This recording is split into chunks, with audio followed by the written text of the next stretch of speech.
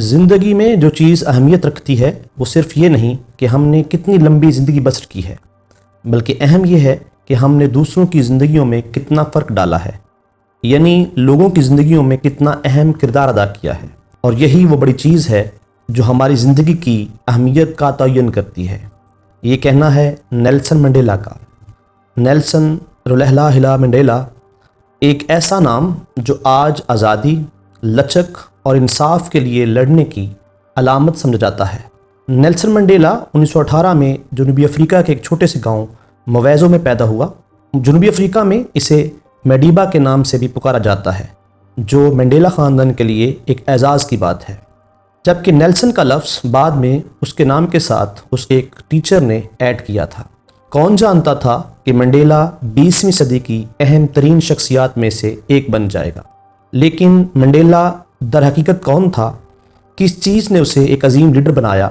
کس طرح اس کے الفاظ نے لاکھوں لوگوں کو متاثر کیا؟ یہ سب کچھ آج کی ہماری اس ویڈیو کا موضوع ہے۔ منڈیلا کا سفر تھیمبو کے شاہی خاندان کے ایک نوجوان لڑکے کے طور پر شروع ہوا، جس کی پرورش ایک ایسے معاشرے میں ہوئی جہاں نسلی علیحدگی کو قانونی حیثیت حاصل تھی۔ منڈیلا نے نسل پرستی کے تباہ کن اثرات کو خود دیکھا اور جانا کہ یہ ایک ایسا نظام تھا جس نے سیاہ فام جنوبی افریقیوں کو غیر انسانی مخلوق بنا دیا تھا۔ لیکن منڈیلا کو جس چیز نے ممتاز کیا وہ اس کا انصاف پر اٹل یقین تھا، یہاں تک کہ جوانی سے ہی نیلسن منڈیلا اس غیر منصفانہ جمود کے خلاف آواز بلند کرنے سے بالکل بھی خوفزدہ نہیں تھا۔ منڈیلا کی سب سے مشہور جنگ بلا شبہ نسل پرستی کے خلاف تھی۔ اس نے 1943 میں افریقن نیشنل کانگریس میں شمولیت اختیار کی اور اس تحریک میں وہ ایک لیڈر بن کر ابھرا۔ نیلسن منڈیلا کی حکمت عملی کے 3 پہلو تھے: پہلا قانونی احتجاج، دوسرا سول نافرمانی، تیسرا بالآخر مسلح مزاحمت۔ اور منڈیلا کے انہی اقدامات کی وجہ سے 1962 میں اس کی گرفتاری اور بعد میں اسے قید ہو گئی، اور پھر خاموشی۔ 27 سال جیل کی سلاخوں کے پیچھے کا تصور کریں۔ بہت سارے لوگوں کے نزدیک اس عرصے میں منڈیلا کی روح ٹوٹ چکی ہوگی، لیکن ایسا ہرگز بھی نہیں ہوا۔ پھر دنیا نے منڈیلا کو آزاد ہوتے بھی دیکھا۔ اس موقع پر بیان دیتے ہوئے منڈیلا نے کہا، میں نے سیکھا کہ ہمت خوف کی غیر موجودگی کا نام نہیں، بلکہ خوف پر فتح کا نام ہے۔ لہٰذا بہادر وہ نہیں جو خوف محسوس نہیں کرتا، بلکہ بہادر وہ ہے جو خوف کو فتح کر لیتا ہے۔ 1990 میں منڈیلا کو جب رہائی ملی، وہ ایک ایسا شخص تھا جس کی روح کو کچلنے کی کوشش کی گئی تھی، لیکن اس کی روح پہلے سے زیادہ ریفائن ہو کر سامنے آئی۔ ایک مظلوم شخص غصے کے ساتھ باہر نہیں آیا، بلکہ ایک نئے ویژن کے ساتھ باہر نکلا، اور وہ ویژن یہ تھا: ایک متحد جنوبی افریقہ جہاں تمام لوگ بلا امتیاز برابر ہوں گے۔ یہ ایک ایسا ویژن تھا جس کے لیے وہ اپنی جان قربان کرنے کو تیار تھا۔ اس نے اپنے مشہور خطاب میں کہا، میں نے اپنی زندگی کو افریقی عوام کی جدوجہد کے لیے وقف کر دیا ہے۔ میں نے سفید فام کے تسلط کے خلاف جنگ لڑی ہے، اور میں نے سیاہ فام تسلط کے خلاف جنگ لڑی ہے۔ میں نے ایک جمہوری اور آزاد معاشرے کے آئیڈیل کو پسند کیا ہے، جس میں تمام افراد ہم آہنگی اور مساوی مواقعوں کے ساتھ مل جل کر رہتے ہیں۔ منڈیلا کی قیادت صرف ایک جابرانہ نظام کو ختم کرنے کے بارے میں ہی نہیں تھی، بلکہ یہ صلح کی بات بھی تھی۔ وہ جانتا تھا کہ جنوبی افریقہ کا مستقبل اس کے زخموں کے بھرنے پر منحصر ہے، نہ کہ ان کو گہرا کرنے پر۔ اس نے ایک ایسی قوم کو اکٹھا کیا جو دہائیوں سے ٹوٹ پھوٹ کا شکار تھی، اور یوں اپنے دشمنوں کو معاف کرنے کی صلاحیت ہی منڈیلا کی سب سے بڑی طاقت بن گئی۔ منڈیلا ایک سیاسی رہنما ہی نہیں تھا، بلکہ وہ امید، استقامت، انسانی وقار کی علامت بھی تھا۔ اس کی میراث جنوبی افریقہ سے بہت آگے ہے۔ اس نے دنیا کو سکھایا کہ نفرت کے سب سے مضبوط نظام کو بھی عزم، محبت اور معافی کی طاقت سے ختم کیا جا سکتا ہے۔ آئیے اب ہم منڈیلا کے ان الفاظ کو یاد کرتے ہیں جن الفاظ نے اس کی پائیدار میراث تشکیل دی۔ منڈیلا کی اقوال قیامت تک اس دنیا میں گونجتے رہیں گے اور کارکنوں، رہنماؤں اور روزمرہ کے لوگوں کو یکساں طور پر متاثر کرتے رہیں گے۔ It is always seems impossible until it is done۔ کوئی بھی کام ہمیشہ ناممکن لگتا ہے جب تک وہ مکمل نہ ہو جائے۔ Education is the most powerful weapon which you can use to change the world۔ تعلیم سب سے طاقتور ہتھیار ہے جسے آپ دنیا کو بدلنے کے لیے استعمال کر سکتے ہیں۔ Resentment is like drinking poison and then hoping it will kill your enemies۔ نفرت زہر پینے اور پھر یہ امید کرنے کے مترادف ہے کہ یہ آپ کے دشمنوں کو مار ڈالے گی۔ منڈیلا نے ہمیں سکھایا کہ امن اندر سے شروع ہوتا ہے اور صرف معافی کے ذریعے ہی ہم زندگی میں آگے بڑھ سکتے ہیں۔ نیلسن منڈیلا کی میراث لاکھوں لوگوں کے دلوں میں زندہ ہے۔ اس کا نام انصاف اور مساوات کے مترادف ہے، لیکن یہ ایسا نام بھی ہے جو ہمیں ہمدردی، صبر اور متحد ہونے کی قوت کو یاد دلاتا ہے۔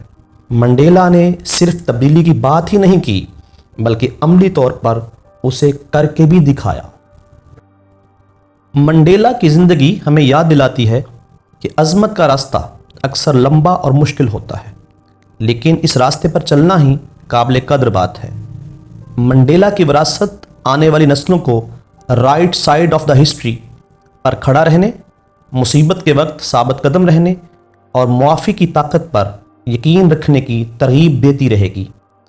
تحقیق یہ بتاتی ہے کہ زیادتی پر دوسروں کو معاف کرنے والے لوگ لمبی زندگی پاتے ہیں، اور منڈیلا کی زندگی وہ کسوٹی ہے جس پر ہم اس تحقیق کو آسانی سے پرکھ سکتے ہیں۔ اس عظیم لیڈر کی زندگی کا بغور مطالعہ کریں تو ہمیں 5 اسباق ملتے ہیں۔ نمبر 1، سن 1990 میں جب وہ رہا ہوئے تو اگلے سارے برسوں میں انہوں نے اپنے مخالفین سے انتقام لینے کا راستہ اختیار نہیں کیا، حالانکہ اخلاقی اور قانونی طور پر اپنے ساتھ ظلم کرنے والوں کے خلاف وہ مقدمات درج کرا سکتے تھے، انہیں سزائیں دلا سکتے تھے۔ سفید سامراج نے منڈیلا اور ان کے ہزاروں لاکھوں سیاہ فام ساتھیوں کو وحشت کی جن بھٹیوں میں سے گزارا تھا، ان کا تقاضا تھا کہ وہ اس ظلم کا حساب لیں۔ تاہم نیلسن نے سامراج کی شکست کو ہی کافی سمجھا جو انہیں کئی اشروں کی جدوجہد کے بعد دی تھی۔ اب وہ اپنی ساری توجہ جنوبی افریقہ کی تعمیر نو پر مرکوز کرنا چاہتے تھے۔ وہ اپنی زندگی کا ایک ایک اگلا پل بکھری ہوئی قوم کو متحد کرنے میں لگانا چاہتے تھے۔ فارگیو اینڈ فارگیٹ، یہ پہلا سبق ہے جو منڈیلا کی زندگی سے سیکھا جا سکتا ہے۔ نمبر 2، درگزر کا مطلب ظلم سہنا بھی نہیں ہوتا، بلکہ مسلسل جدوجہد کے ذریعے ظالم کو بری شکست سے دوچار کرنا ہے جب تک منزل نہیں مل جاتی۔ یہ وہ عملی سبق ہے جو ہمیں نیلسن کی ساری زندگی سے ملتا ہے۔ انہوں نے یہ سبق عظیم محب وطن انسانوں کی کہانیوں سے سیکھا جو مغربی استعمار کے خلاف لگاتار جنگ لڑتے چلے آ رہے تھے۔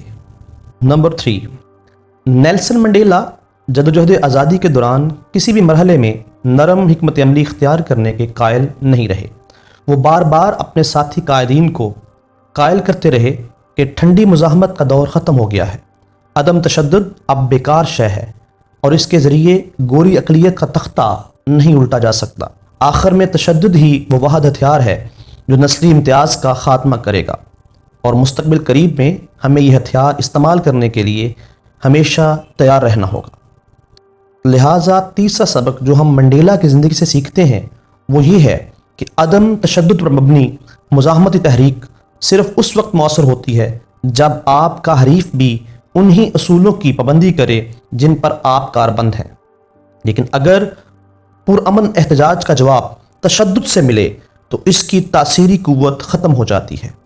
عدم تشدد ایک اخلاقی اصول نہیں بلکہ ایک اسٹریٹجی ہے، لہٰذا عدم تشدد پر مبنی ایک غیر مؤثر ہتھیار استعمال کرنے میں کوئی اچھائی نہیں ہے۔